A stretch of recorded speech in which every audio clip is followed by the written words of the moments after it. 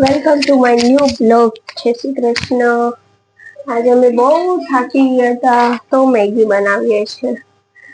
અરે બે મેગી એટલે એક છોટું માટે એટલે મારા દિવ્યમ માટે. એને તીખી નથી ભાવતી એટલે મોડી બનાવે છે અને અમારા માટે તીખી.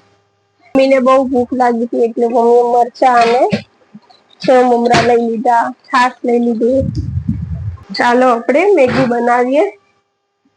પાણી ઉકળી ગયું છે, હવે મસાલો નાખશું આપણે.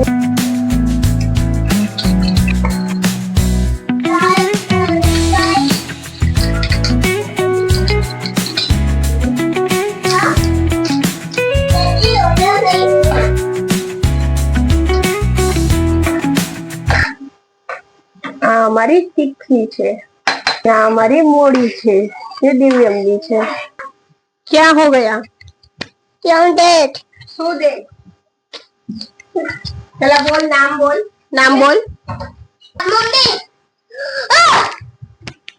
डरावीन जतो रे मने. ओया क्या हो गया? मैगी. मैगी खाना है? अच्छा. तीखा तीखा खाना है? ना. तो दादू. अच्छा, बिना तीखा खाना है. जी થઈ ગઈ છે. હવે દિવ્યમને આપી દઉં છું. બહુ ઇંતજાર કર્યો છે ક્યારનો. અને આ અમારી મેગી છે જે રેડી થઈ ગઈ છે. એ બી અંદર લઈ જઉં છું.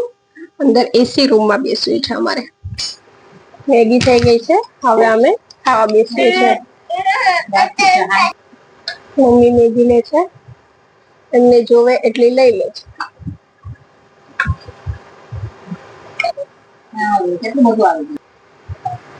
હવે અમે બે આમ જ ખાશું, સાથે ખાશું એટલે પ્રેમ વધે ને થોડો. બોલ, હવે એને એટલી મેગી ભાવે છે, જો કેટલી બધી મેગી એને ભાવે છે. હવે અમે ડિનર કરવા બેસશું. તો સૂપ વાળી મેગી બહુ ભાવે એટલે સૂપ વાળી જ મેગી બનાવીએ. જમતી વખતે તારક મહેતા ના જોવે તો અમને જમવાનું હજમ ન થાય, એટલે અમે તારક મહેતા જોતા જોતા જમવા બેસશું. મને અમારો બ્લોગ ગમ્યો હોય તો લાઈક, શેર અને સબસ્ક્રાઇબ કરજો. બાય,